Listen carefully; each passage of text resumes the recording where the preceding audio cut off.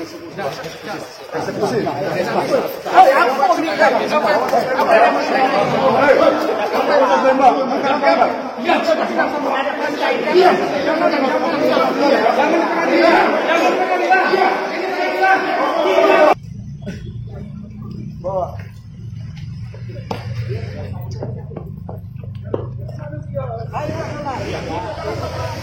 di pengadilan negeri itu abang ditarik kenapa tuh? Saya tidak tahu, ya kan kita setelah keluar, kalau di situ sudah banyak jasa, saya keluar pertama saya langsung ditarik mereka dan dibanting.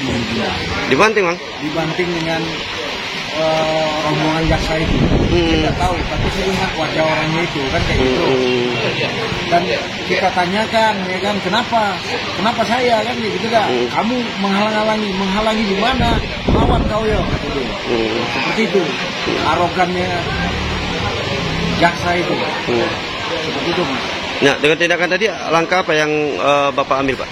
Ya mungkin dia akan menempuh jalur hukum, ya kan, itu sesuai dengan fakta yang ada, ya kan. Ini tindakan brutal yang dilakukan oleh jaksa terhadap kami sebagai advokat. Tadi ada luka-luka nggak, Pak? Nggak ada. Nggak ada luka-luka ya? Luka, ya kan, tidak. Cuman kita anggap perbuatan jaksa itu sudah terlampauan batas kan kayak gitu, tidak lagi menggunakan akal sehat seperti itu. Orang tidak ada melawan kok, ya kan, tidak, kita bukan melakukan perlawanan, ya kan, baik-baiklah. Kalau mereka penegak hukum, kita penegak hukum, ya kan, tidak, bicara baik-baik seperti itu, bukan dengan cara seperti ini. Seperti itu. Audio Jungle.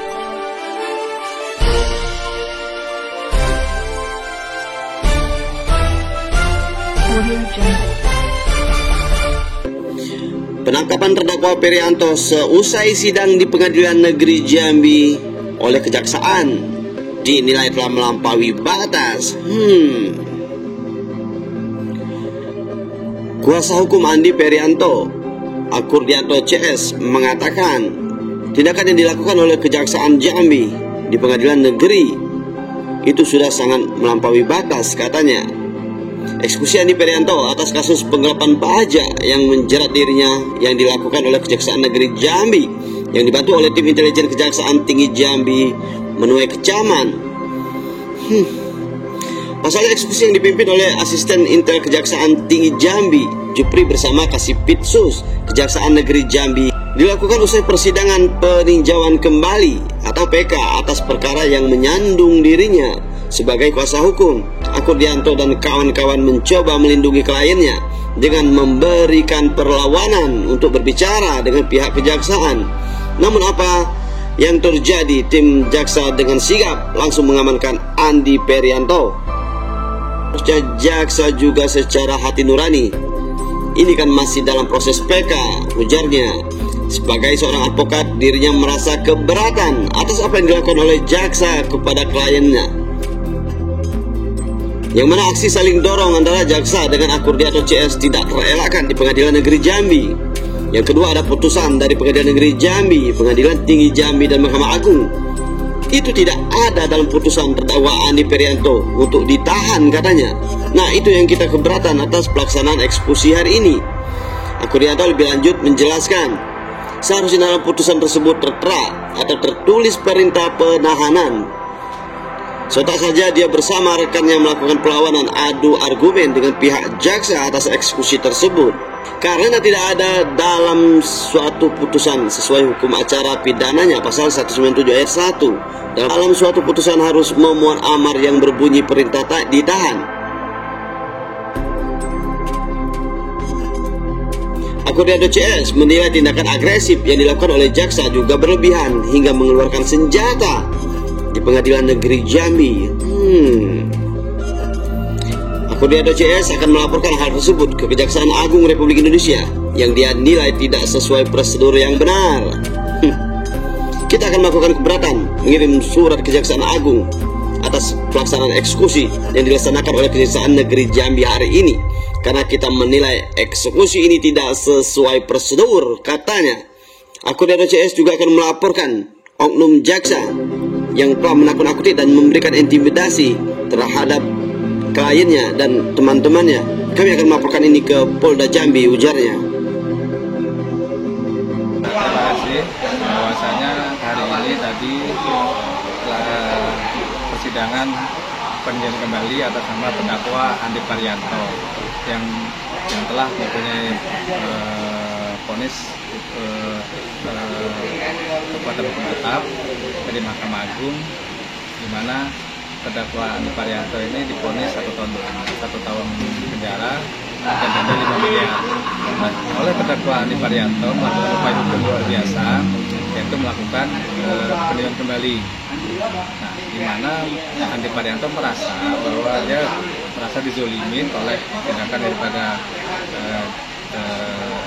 jaksa penuntut umum, di mana dalam putusan itu kan tidak ada baik dari Pengadilan Negeri maupun Pengadilan Tinggi dan Mahkamah Agung perintah ditahan, sehingga Andi Parianto melakukan PK dengan menopung bahwa ada faktur jual beli yang ditemukan di kantor yang senilai-nilainya dengan faktur yang diajukan oleh jaksa penuntut umum. Nah, namun dalam dakwaan jaksa penuntut umum, faktur yang diajukan oleh jaksa penuntut umum tidak benar.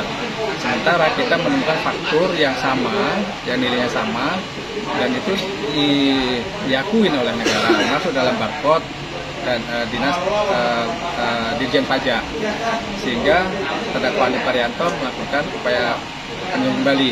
Nah, hari ini telah dilakukan sidang pertama perdana dengan agenda pembacaan permohonan peninjauan kembali.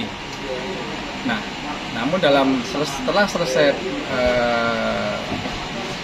sidang, terdakwa Andi Parianto dipaksa akan dieksekusi oleh jaksa penuntut umum dengan dasar yang menurut kami itu tidak berdasarkan hukum. Karena itu tadi yang sudah kami sampaikan, dalam putusan Pengadilan Negeri, Pengadilan Tinggi dan Mahkamah Agung tidak ada perintah ditahan.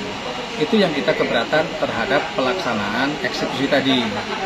Nah, kemudian proses kan lagi dalam proses peninjauan kembali. Jadi kami berharap kita secara profesional kita uji dulu, mengharapkan proses peninjauan kembali ini selesai. Kalau ternyata Andi Parianto dalam proses peninjauan kembali ini dinyatakan bersalah, ya kita jalanin. Namun kalau misalnya ternyata di dalam proses peninjauan kembali ini terdakwa Andi Parianto yang dinyatakan tidak bersalah, ya jaksa harus legowo menerima putusan dari peninjauan kembali ini. Nah, itulah yang kedua, dalam proses ini terjadi arogansi dari pihak kejaksaan, di mana terjadi tadi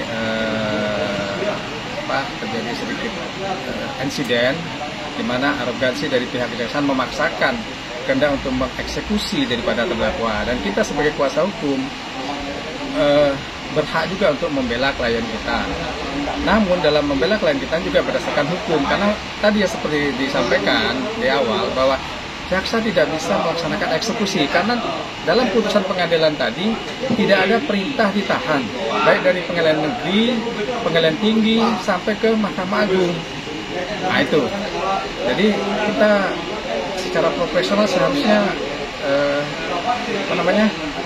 ikuti aturan hukum. Jangan jaksa menerapkan hukum tapi dengan melanggar hukum. Ya, itu. Sebagai kuasa hukum, sikap yang dilakukan oleh jaksa di pengadilan tadi, ke depan apa yang dilakukan?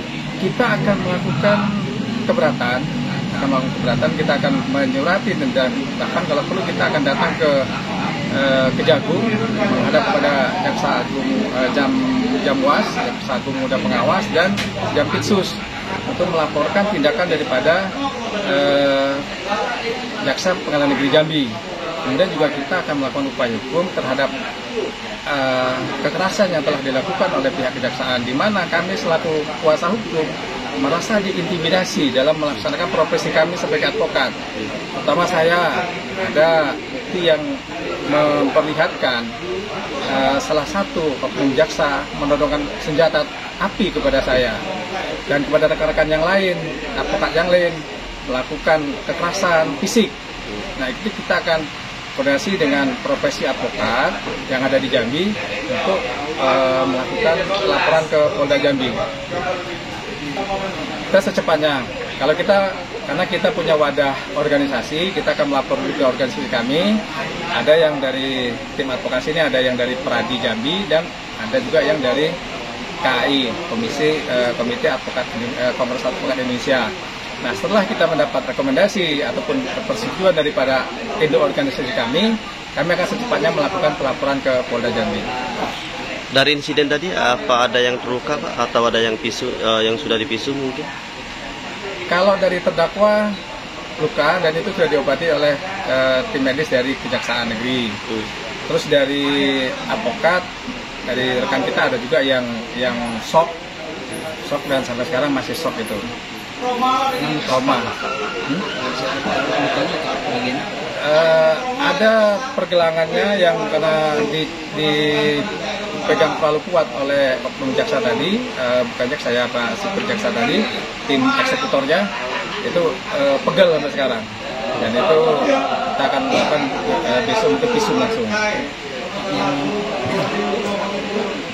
Sudah? Artinya dalam sekarang ini kita dari pihak pengacara mempertanyakan status penahanan klien kita. Nah, itu tadi.